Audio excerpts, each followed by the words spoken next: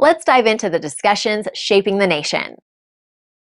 Thanks very much, Ciaran Corla.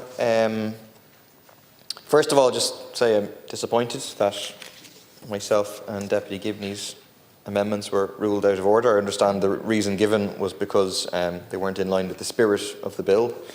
Deputy Gibney's amendment sought to have the maximum number of junior ministers at 20. I sought to have it at 15.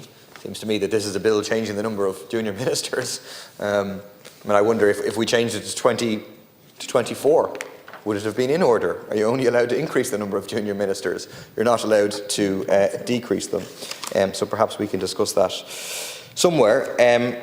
Just ask the Minister, are you not embarrassed to have your first act in this government, in this Dáil, to be such a stroke, to be so blatant in sharing out the spoils of political office? Are you not embarrassed to have to trot out the line that, oh, it's really about the size of the population, we need more people and so on?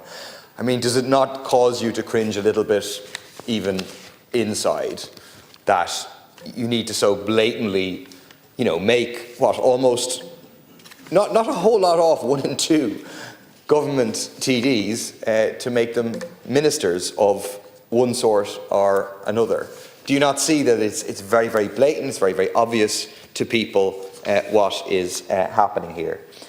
Second, I just ask you, because what has been mentioned, it's not continued in this bill, but it's been reported, that in relation to the junior ministers, the law is going to be changed to enable them to continue to receive the travel and accommodation allowance, which is received by TDs who are not ministers. For some, that will be worth upwards of €35,000 a year. How are you going to do that, and when are you going to do it? Is it through ministerial order, or is it through primary legislation? And again, just to ask you, how can that possibly be justified? Is €176,000 for being a junior minister, 4 times the average earnings? Is that not enough for a junior minister? I'll leave it there. Hopefully I'll come in on the other sections. Thank you, Deputy. And the question is that Section 1 stand part of the bill. Oh, sorry. Excuse me. Sorry. It's a long day. Thank you, Ciaran Corla. And just to come back on some of the points that have been raised, firstly relating to the section itself, it's obviously being opposed, and the purpose, as I've said previously, of the bill is to allow for the appointment of 23 Ministers of State. The importance of Ministers of State is not something new. It was already acknowledged in 1924 with the Ministers and Secretaries Act, which first provided for the appointment by the Executive Council of a maximum of 7 parliamentary secretaries to act as junior ministers. The number of Ministers of State has been progressively increasing due to the expansion of government business, allowing ministers to delegate to their Minister of State some of their powers and duties. Today, the major consideration for seeking the proposed change to 23, as was in the case for previous changes in legislation, is the increased volume of government priorities and areas of responsibility. The expansion in ministerial duties, specifically to these 3 ministries, arises from the complexity across a number of policy issues, the challenges associated with managing extensive government initiatives, and the enhanced engagements with stakeholders at all levels, both domestically and internationally. People have reflected on the increased population and some of the contributions. That is the case. The population has grown from 4.4 million people in 2007 to 5.4 million as estimated at the end of 2024.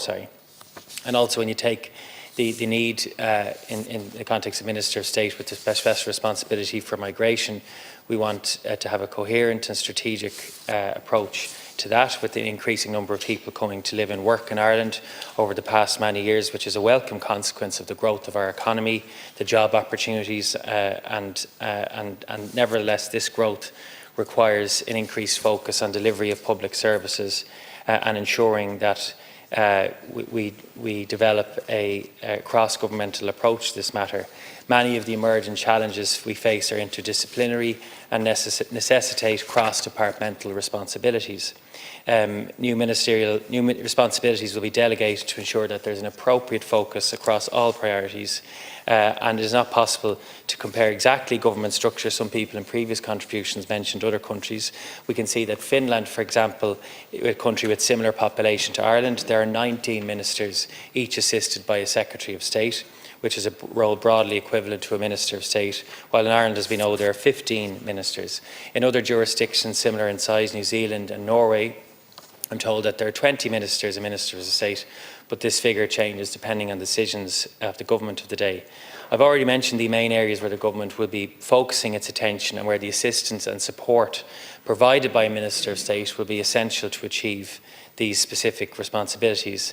Minister of State at the Department of Agriculture, Food and the Marine with special responsibility for fisheries, and the Department of the Environment, Climate and Communications with special responsibility for marine. The Minister of State will provide much needed support to these departments and to the Taoiseach to focus on the next number of years, for example, on the across a number of areas and supporting many people across the agriculture community. We also appoint a Minister of State for migration, as already flagged by the Taoiseach. The Department of Justice is being significantly reformed to make sure that its focus reflects the programme for government, and that will involve the creation of a new division with responsibility for the management of migration and also coordination of integration. And then finally, a Minister of State at the Department of Further and Higher Education, and that will play a clear role around securing the financial foundations and supporting many of the government initiatives in the context of science and research. Deputy O'Snuddig, I think you referenced the constitutional framework that we have, and I'm aware that there are two ongoing legal actions in the High Court taken by some members of the opposition relating to the attendance of Ministers of State at Cabinet meetings. This constrains what I might say. However, it's important to reflect that the government has always worked within the boundaries of the Constitution, and this is being defended rigorously by the Attorney General on behalf of the government. The Constitution is clear around what constitutes the government, between 7 and 15 people who must be members of the Oireachtas and who are appointed by the President. And Ministers of State are appointed in accordance with the provisions of the Ministers and Secretary Act, and has been a practice for many years that Ministers of State may attend the respective meetings regularly. It's in keeping with the Constitution and the procedures of government, and as I've said, it's being defended by the Attorney General and by the government in court, and obviously the courts will rule on that specific matter. Other deputies referenced the amendments that are out of order, and as you all know, many of you who are in the House many years, that the government has no role in what amendments are in order and out of order, and I'm happy I'd be happy to debate any amendment. I think Deputy O'Snuddig, when we were doing the official languages app, is probably one of the exceptional cases where in fact we through your chairpersonship, we debated all the respective amendments, I think, which was a unique instance. But look, it's not the role of government to decide or dictate which amendments are ruled in or out of order, and I respect your role in submitting amendments and your respective opposition to this bill. Deputy Murphy, to your question, obviously the matter you raise isn't a matter for this legislation. That'll be a matter for further discussion within government, and obviously if a proposal is brought forward, that will be made public at that time, but it's not a matter of this legislation before us today. Thank you. Like, share, and subscribe, and let us know your thoughts in the comments. We'd love to hear from you.